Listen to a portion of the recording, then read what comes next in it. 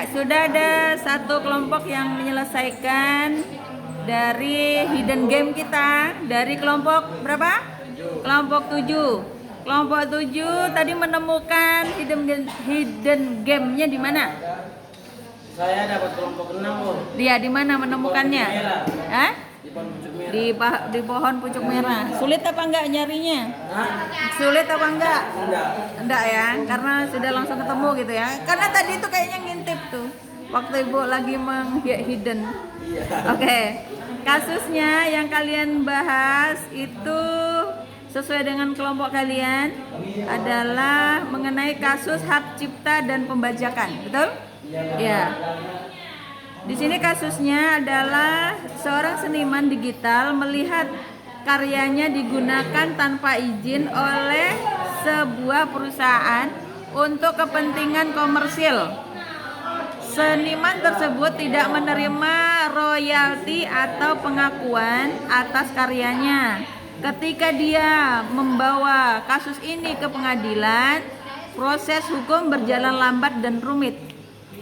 Bagaimana hukum bisa lebih cepat dan tegas dalam melindungi hak cipta di era digital? Apa pendapat Anda? Nah, dengan cara memberi aturan hukum hak cipta atau izin pencipta di aplikasi digital agar tidak ada penyimpangan hak cipta di era digital. Jadi di setiap karya itu dibuat apa tadi? Hak ciptanya. Hah? Oh gitu. Jadi misalnya gini, kadang-kadang itu kasus karena itu kan kayak semacam musik dan sebagainya itu secara luas dipubliskan secara umum lah. Jadi masyarakat sebenarnya nggak tahu tuh kalau itu ternyata melanggar hak cipta. Bagaimana tanda-tanda untuk mengetahui bahwa itu hak cipta? Kan pernah nggak ngalami begitu kalian? Misalnya di media sosial kalian mau memposting sesuatu kemudian menggunakan lagu dan ternyata ya itu ada pelanggaran. Nah, bagaimana caranya supaya mengetahui bahwa itu pelanggaran hak cipta gitu yang kita gunakan? Biasanya ada notifikasinya, Bu, di Oh gitu, ada di notifikasinya. Oh gitu. Jadi kalian misalnya kalau menyarankan kepada kasus ini untuk setiap hak cipta itu diberi label gitu ya, di label ya setiap aplikasi. Jadi saat menggunakan langsung tertulis bahwa ini pelanggar hak cipta gitu ya. Oke. Kemudian pertanyaan kedua, apa langkah-langkah hukum yang bisa diambil oleh seniman untuk menuntut hak tersebut? Apa yang dilakukan? Dengan melaporkan karyanya yang diambil ke orang yang berwenang. Dari kepolisian, lalu kepolisian akan memberi informasi tersebut kepada jaksa dan yang akan menghakimi hakim. Jadi pertamanya lapor kepada siapa alurnya? Alur laporannya kepada siapa? Polisi. Misalnya nih si seniman ini yang melapor polisi atau gimana? Iya, Lapor polisi, kemudian habis dari polisi kemana lagi? Ke jaksa. Ke jaksa ngapain? Jaksa mengantarkan berita ini ke hakim. Oh, ke hakim. Nah, maksudnya kepolisian Bu yang Ya. jaksa. Ada masih satu penegak hukum yang Ada, Bu, yang dari kepolisian ke KPK. kok KPK ada hubungannya KPK sama apa ini? Ke Akpot. Ayo kemana yuk? Jadi alurnya untuk proses penegakan hukumnya bagaimana? Harusnya ke polisi, tapi polisi ke jaksa. Dari jaksa kemana lagi? Ke advokat. Advokat itu fungsinya dia adalah untuk mencari perlindungan hukum. Jadi perlindungan hukum itu baik itu perlindungan hukum baik maupun buruknya. Jadi kemudian diserahkan kemana lagi? Ke pengadilan. Jadi nanti diadili, yang mengadili di sana ada hakim yang menentukan antara lu salah atau benar. Begitu. Oke, dari kasus ini kira-kira memahami atau tidak? paham. Ya, kesannya apa dengan hidden game? membuat kamu Seru, seru. seru? Selain seru, Dan tidak bosan. tidak bosan ya. Oke. Capek juga lari-lari. Oke. Yes, terima kasih. Terima kasih untuk kelompok 7. Oke. Untuk kelompok 1, Anda kelompok 1? Ya, sudah mendapatkan materinya? Sudah. Dapatnya di mana tadi? Dari Bukan materinya. di bukan saya yang dapat sih di ibu. Di mana itu? Di panggung. Panggung Ah. siang-siang itu. Oh ya gitu. Oke. Menurut kamu seru nggak sih hidden game-nya? Lumayan seru. Lumayan seru ya.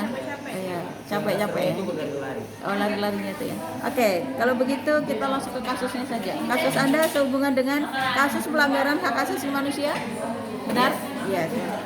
Silakan dipresentasikan. Salam dulu Bang. Assalamualaikum warahmatullahi wabarakatuh. Waalaikumsalam warahmatullahi wabarakatuh. Kami akan membacakan kasus pelanggaran hak asasi manusia. Oke, good. Penegakan hukum di negara Indonesia sangatlah buruk karena menghakimi dan mengadili warga sipil yang mengkritik kebijakan pemerintah. Padahal belum ada bukti yang jelas atas kasus tersebut. Langkah-langkah untuk penyelesaian masalah. Oke, terus?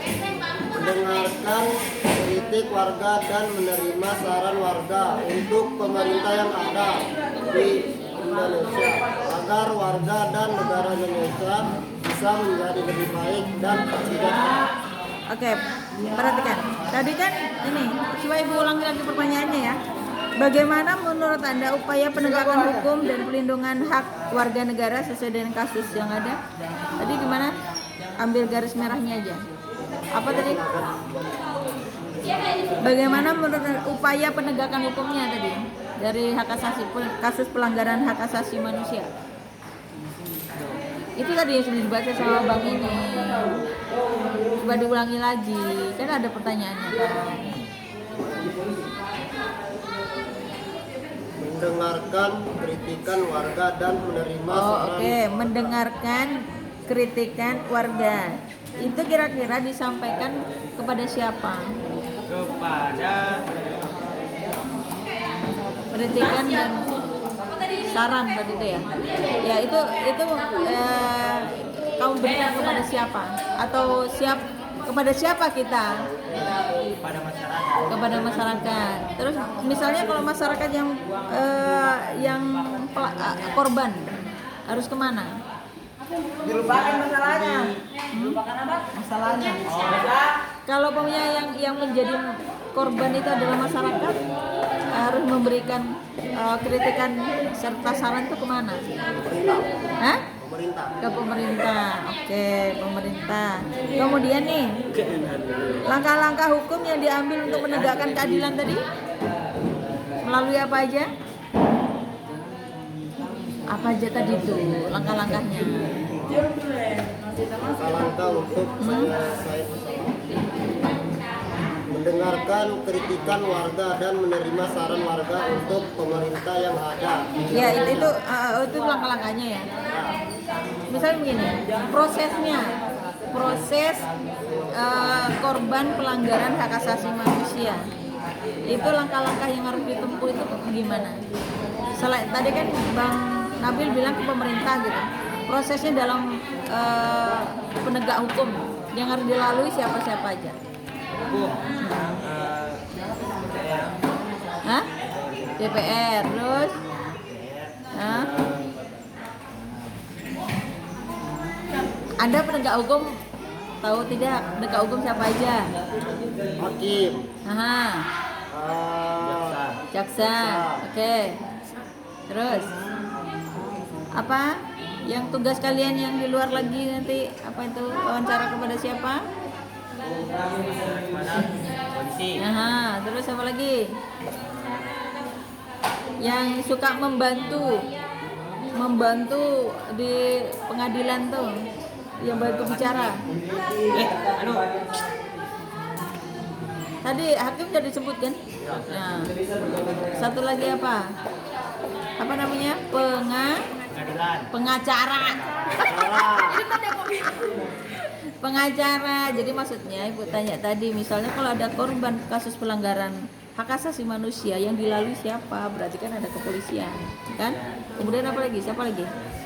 Terus? Cara hakim, jaksa. Ya itu harusnya kan diarahkan dulu polisi, jaksa, pengacara, baru hakim. Hakim itu kan menentukan salah benarnya.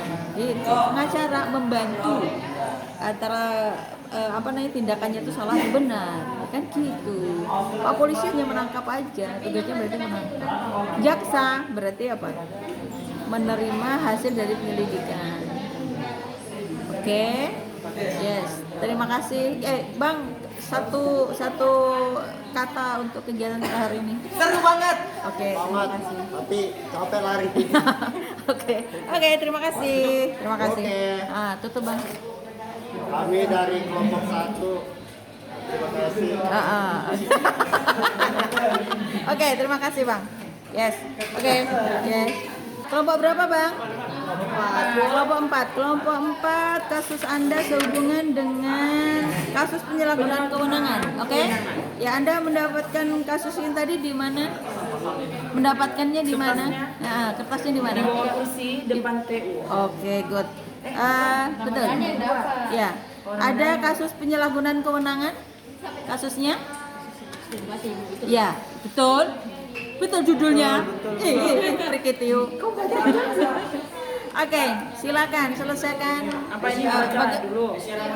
Itu langsung bagaimana? Kan sudah kamu paham itu kasusnya. Gimana seharusnya kita? Yes. Silakan. Langsung jawab nih. Yes. Seharusnya penyalahgunaan kewenangan ini harus diberantas. Dikarenakan kesalahan tidak dilihat dari besar kecilnya kesalahan. Dan pihak-pihak lain juga tidak boleh dipandang sebelah mata karena itu tetaplah kesalahan. Agar negara kita bisa maju, justru kita harus melihat kesalahan kecil masyarakat. Jangan mentang-mentang hanya masalah kecil saja lalu disuap uang, kesalahannya langsung dilupakan begitu saja. Oke, good. Bagaimana negara kita bisa maju? Jadi kita harus melaporkan kepada yang menjalankan kewenangan dengan benar dan bukti-bukti yang jelas. Oke, good. Jadi kalau misalnya ada hal pelanggaran terkecil ini, misalnya kayak perundungan ya, pembulian gitu ya, pelanggaran. Berarti tetap ada hubungannya harus ke penegak hukum, gitu. Ya. Kalau di lingkungan sekolah sendiri ada yang pernah terjadi nggak? Bu, pelanggaran kecil yang seperti ini? Bullying gitu, bully. Nah, kalau itu prosesnya harus melalui penegak hukum? Enggak ya. Jadi di lingkungan sekolah sendiri diselesaikan ya. Tapi kalau di luar yang seperti ini maka ditangani oleh penegak hukum. Penegak hukum itu siapa aja, Bang? Oke. Hakim. Terus?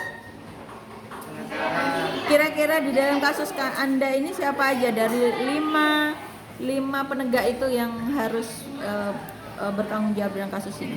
Hakim. Oke. Terus polisi. Terus? Polisi kan yang kesalahannya.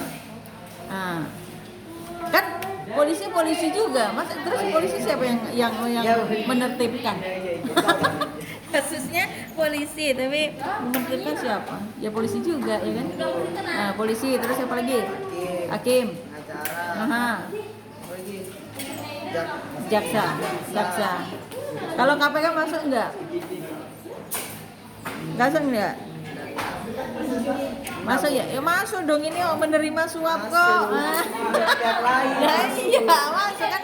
Dia menerima suap. Ya kan? Nah, harus teliti, ya kan? Oke. Satu kalimat untuk kegiatan kita hari ini. Apa yang membuat kamu tidak terkesan atau terkesan?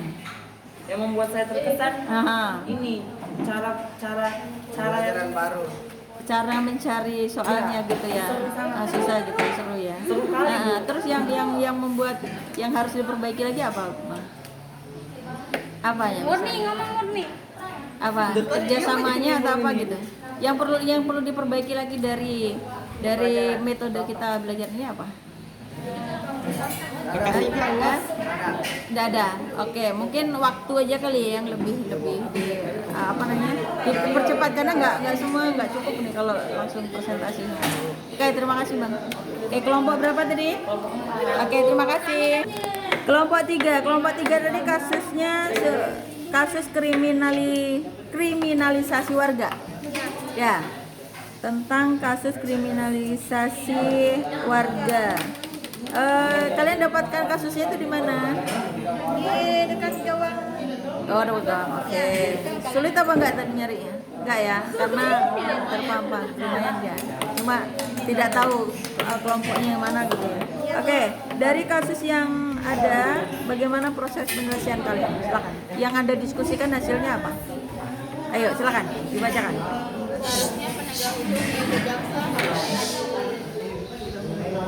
Harus mengadili kedua belah pihak untuk merundingkan jumlah uang yang dirugikan sesuai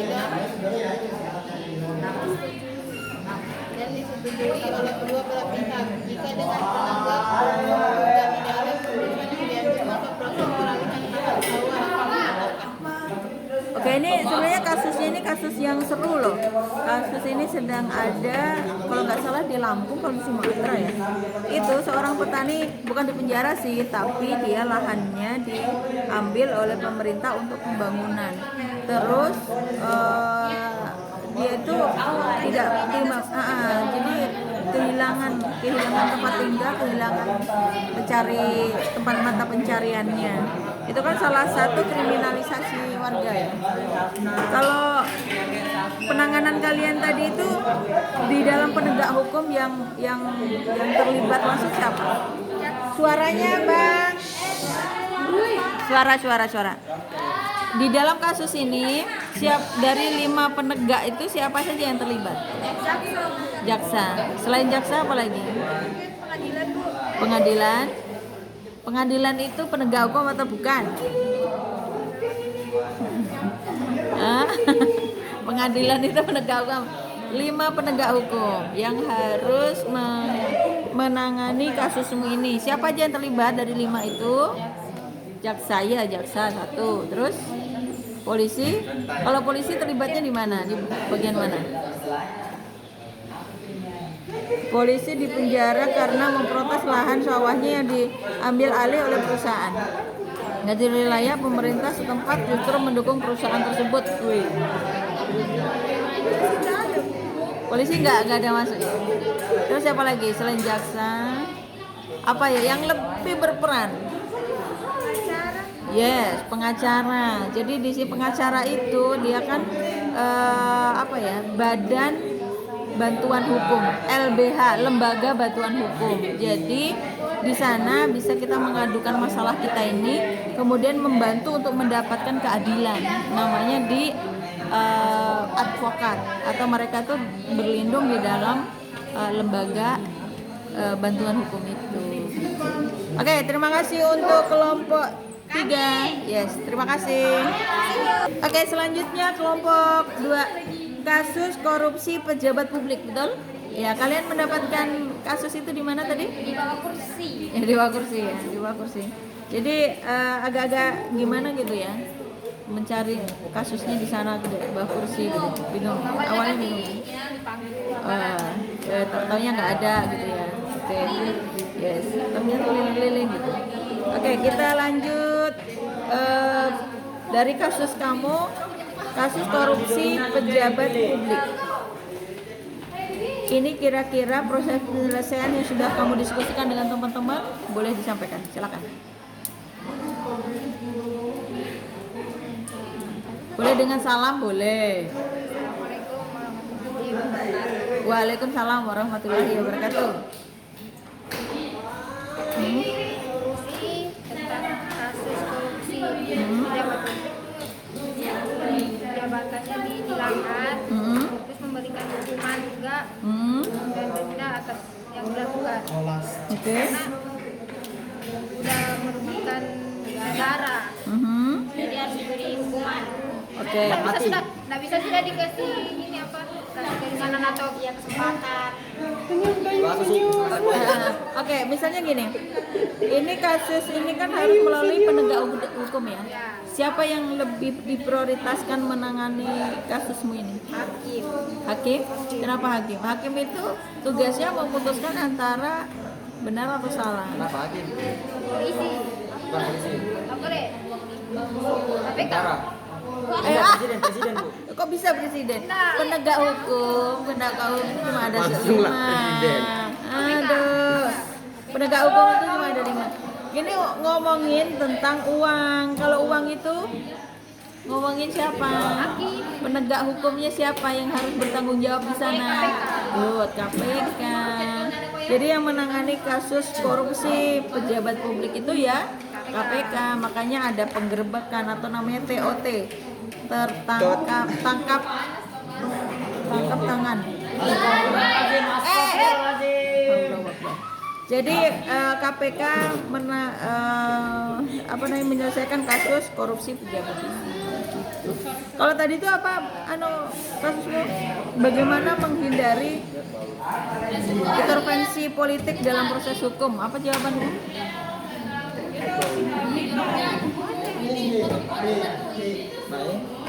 Bagaimana menghindari intervensi politik dalam proses hukum? Menguatkan diri dan tidak gampang menerima. Menerima apa bang? Sogokan. Oh, disogokkan gitu ya. Misalnya kamu nanti menjadi anggota kepolisian. Ya, kasus itu disop-sop terus. Nah, bagaimana menyikapi kasus yang misalnya kamu dikasih 10 miliar untuk menangani sebuah kasus, tapi kamu diberi 10 miliar supaya tidak memuluskan kasus tersebut. Apa yang kamu lakukan? Mengambil 10 miliar itu atau Diri saya sendiri Bu. Yes. Bukan pelajaran. Ya, bukan. Langsung nomor rekening. Langsung transfer. Jadi Kebetulan kita cocok jadi ini. jadi Kan sudah punya jabatan di ternyata gitu ya. Jadi kalau ada 10 miliar yang Siapa yang nolak 10 miliar? ya, gitu ya. tapi kan- Jadi tapi itu 10 miliar itu uang rakyat. Uang rakyat miskin di Indonesia. Nanti dia bisa dipenjara kan, bisa juga tidak hukuman. Misalnya nih kasusnya bank ini. Misalnya dia polisi, kemudian tadi sudah langsung setor aja rekening. Apa yang kalian lakukan? Anda KPK. Apa yang supaya jerah? Diapain? Dilaporkan. Kalau cuma lapor aja nggak jerah. Hukuman Melaporkan terus diberi hukuman, dikenakan sanksi, 20 tahun penjara Bu, kayak itu yang korupsi. Oh gitu ya. 700. Oke, kalau hukuman mati? langsung jadi rakyat biasa sudah. Oh gitu ya. Oke, jadi intinya kalian mengharapkan kasus itu pelanggar itu maka diberikan hukuman yang seberat-beratnya. Terima kasih Bang, terima kasih Neng. Oke, perhatikan dari kelompok 6. Kelompok 6, kasus Anda adalah tentang pelanggaran kebebasan berpendapat. Betul? Iya Kak, kasus 6. Ih, ya ampun. Kasus pelanggaran kebebasan berpendapat. Ya. Oke. Dari kasus tersebut apa yang sudah kalian diskusikan dengan teman-teman? Silakan selesaikan. Boleh diawali dengan salam, boleh? Assalamualaikum warahmatullahi wabarakatuh. Kami dari kelompok 6. Perkenalkan nama Kak, Bu? Boleh. Nama saya Sania. Saya Panji. Oke, good. Ya. Diskusi yang kami mana Mas Lamnya? Dari kasus yang kami dapatkan kasus pelanggaran kebebasan berpendapat yang kami diskusikan yang harus dilakukan untuk melindungi kebebasan berpendapat dengan cara menunjukkan undang-undang yang ada seperti Undang-Undang Pasal 28 yang menyatakan setiap warga negara berhak dan wajib ikut serta dalam upaya pembelahan negara. Jadi setiap warga berhak mengajukan pendapat atau biasa disebut kebebasan berpendapat. Oke. Boleh Bu koreksi sedikit ya? Bunyi pasal 28 itu boleh sih, memang kebebasan berpendapat tapi bukan mengarah ke pembela negara. Bela negara lain lagi. Jadi kebebasan berpendapat secara tertulis baik lisan maupun tulisan, ya. Jadi bukan berupa bela negara. Bela negara lain lagi, itu di pasal 27. Oke, jadi kasus Anda tadi apa yang harus dilakukan untuk melindungi kebebasan berpendapat? Kalian sudah berpedoman pada pasal 28 bahwa di negara Indonesia diatur secara bebas kebebasan berpendapat gitu ya. Kemudian bagaimana sistem hukum dalam memberikan perlindungan yang lebih baik dari jurnalis dan aktivis? Tadi apa jawabannya?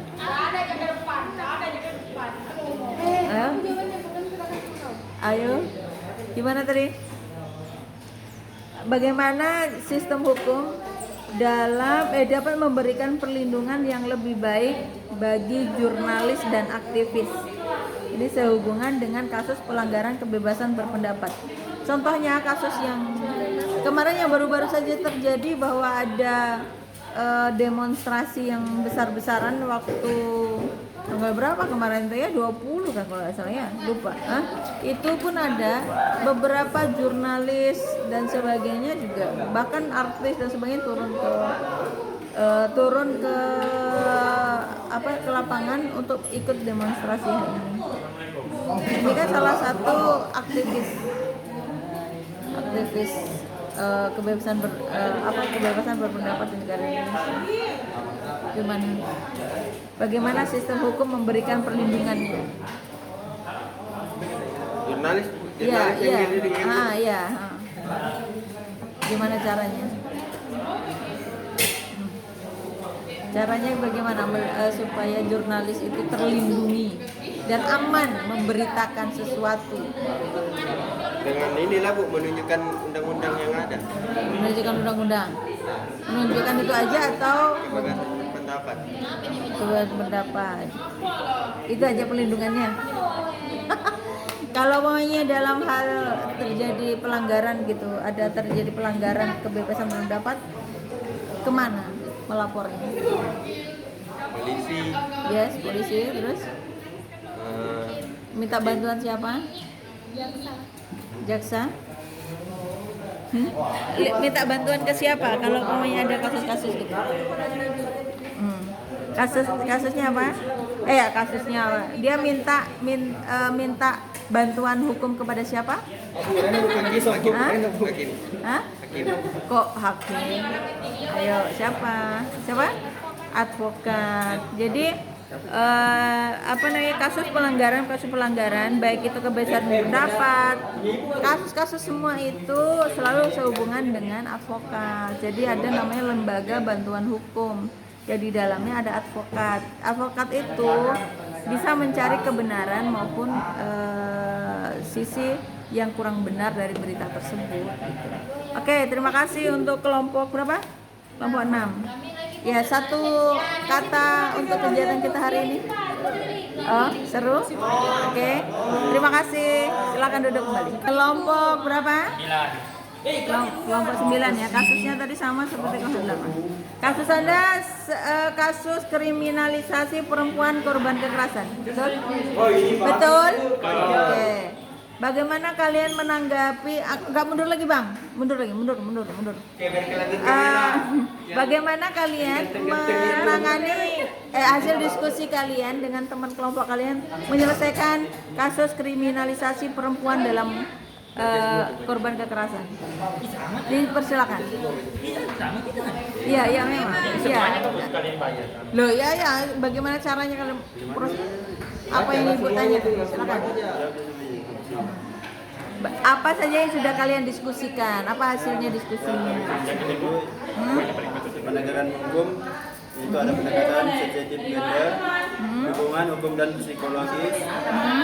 Ini peran lembaga untuk memastikan korban tidak mengalami kriminalisasi, yaitu lembaga penegak hukum melaksanakan penyelidikan dan penentukan dengan adil. Terus Lembaga bantuan hukum memberikan dukungan hukum seperti pendampingan. Terus Lembaga kesehatan dan psikososial menyediakan perawatan medis dan dukungan psikologis dan serta membantu korban bully dan melanjutkan kehidupan mereka. Oke. Organisasi dan pemerintah dan organisasi non pemerintah menyediakan layanan darurat